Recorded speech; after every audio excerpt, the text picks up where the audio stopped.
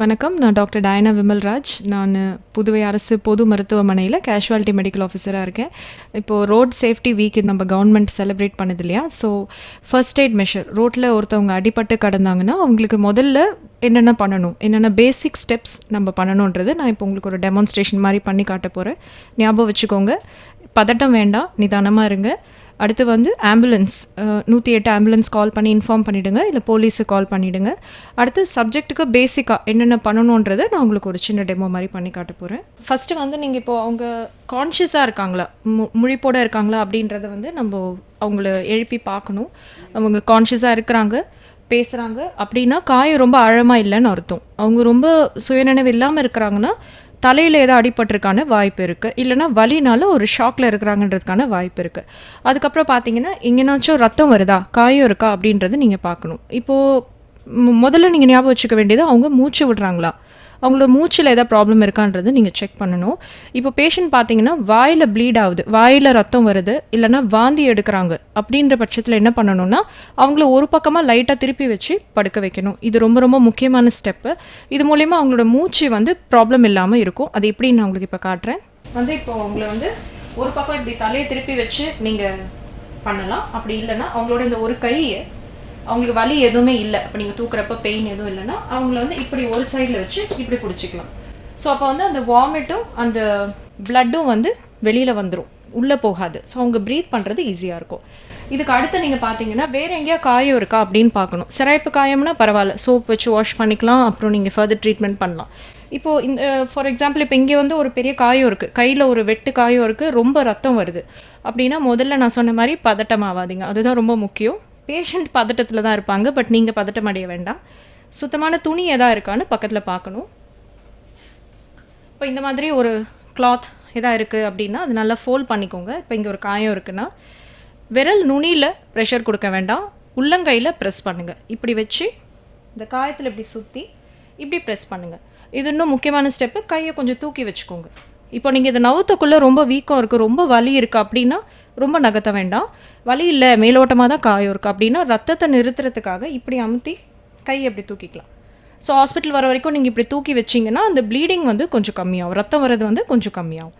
இதுக்கு அடுத்து பார்த்தீங்கன்னா ஃப்ராக்சர்னால் எலும்பு முறிவு. எலும்பு முறிவு நீங்கள் எப்படி ஒரு பொதுமக்கள் எப்படி வந்து ஒரு எலும்பு முறிவை பார்ப்பீங்க அப்படின்னா இந்த இடம், அந்த எலும்பு முறிஞ்சிருக்கிற இடம் வந்து ரொம்ப அளவுக்கு அதிகமாக வீங்கி இருக்கும், வலி ரொம்ப ஜாஸ்தியாக இருக்கும்.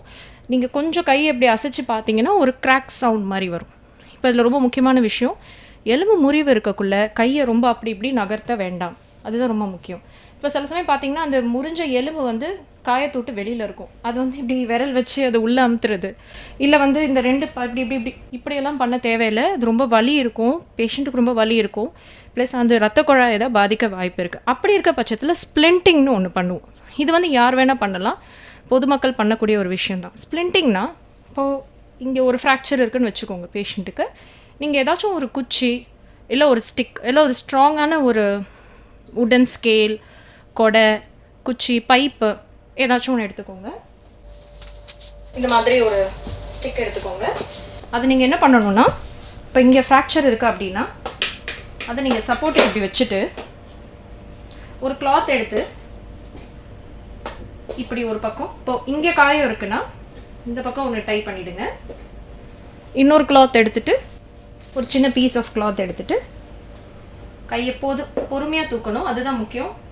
அந்த ரெண்டு பகுதியும் ரொம்ப ஆடாமல், அந்த முறிஞ்ச பகுதியை ரொம்ப டச் பண்ணாமல் பக்கத்தில், காயத்து மேலே இல்லை, காயத்துக்கு இந்த பக்கமும் இந்த பக்கமும் வச்சு இந்த மாதிரி டை பண்ணிடலாம். இதுக்கு பேர் வந்து ஸ்ப்ளிண்டிங். இது மூலிமா என்ன ஆகும்னா அந்த முறிஞ்ச ரெண்டு பகுதி வந்து இப்படி மேலே கீழே ஏறி இறங்காமல் இருக்கும். நீங்கள் அப்புறம் பேஷண்ட்டை அப்படியே ஷிஃப்ட் பண்ணலாம் ஹாஸ்பிட்டலுக்கு. இன்னொரு முக்கியமான விஷயம் பார்த்தீங்கன்னா ஆம்புலன்ஸ் வர லேட் ஆகுது, ஆட்டோவில் ஷிஃப்ட் பண்ணணும், காரில் ஷிஃப்ட் பண்ணணும் அப்படின்றக்குள்ளே ஒரு அவசரத்தில் வந்து கழுத்து சப்போர்ட் இல்லாமல் பேஷண்ட் அப்படி தூக்குறது, பொதுமக்கள் பதட்டத்தில் என்ன பண்ணுறாங்கன்னா அப்படி தூக்கிட்டு வராங்க. அதனால் என்ன ஆகுதுன்னா கழுத்து எலும்பு ஃப்ராக்சர் ஆக வாய்ப்பு இருக்குது. அதுக்கு என்ன பண்ணணும்னா பேஷண்ட்டால் எழுந்து நடக்க முடியுதான்னு பாருங்கள். இப்போ ஒரு கை ஒரு அங்கே காயம் மட்டும்தான், எந்திரிக்க நடக்கிறாருன்னா உட்கார வச்சு விட்டுட்டு வாங்க. முடியல, அவருக்கு ரொம்ப வலி இருக்குன்னா கழுத்துக்கு தான் சப்போர்ட் பண்ணி நம்ம ஷிஃப்ட் பண்ணணும். இப்போ இதே மாதிரி ஒரு துணி கிடைக்குதுன்னா இந்த மாதிரி ஒரு டவல் இல்லை ஒரு கிளாத் நல்லா இப்படி ரோல் பண்ணிக்கோங்க. ரோல் பண்ணிவிட்டு கழுத்தில் இப்படி சப்போர்ட் கொடுத்துக்கோங்க. இப்படி சப்போர்ட் கொடுத்துக்கோங்க. ஸோ ஒருத்தவங்க இங்கே பிடிக்கணும், ஒருத்தவங்க முதுகெலும்பை பிடிச்சிக்கோங்க. கால் சப்போர்ட் கொடுக்கலன்னா ஒன்றும் பிரச்சனை இல்லை, ஒருத்தவங்க தூக்கிக்கிட்டா போதும். பட் சப்போர்ட் வந்து இப்போ நான் இவரை ஷிஃப்ட் பண்ணுறேன் அப்படின்னக்குள்ள நான் வந்து இவர் இப்படி தான் ஷிஃப்ட் பண்ணுவேன். இங்கே ஒருத்தவங்க முதுகெலும்பு சப்போர்ட் பண்ணணும். இது ரொம்ப முக்கியம். ரொம்ப பெயின் இருக்கா அவங்களுக்கு, முதுகெலும்பு நவுத்த முடியல, இல்லை இங்கே எங்கேயா ஃப்ராக்சர் இருக்குது அப்படின்ற பட்சத்தில் இந்த மாதிரி ஒரு ஃப்ளாட் போர்டு, ஒரு கட்டையான ஒரு போர்டோ இல்லை ஒரு கார்ட்போர்டு அட்டையோ ஏதோ ஒன்று வச்சுட்டு ஃபஸ்ட்டு பேஷண்ட்டை ஒரு பக்கம் ரோல் பண்ணி பிடிச்சிக்கோங்க. அதிகமாக அசைக்காமல்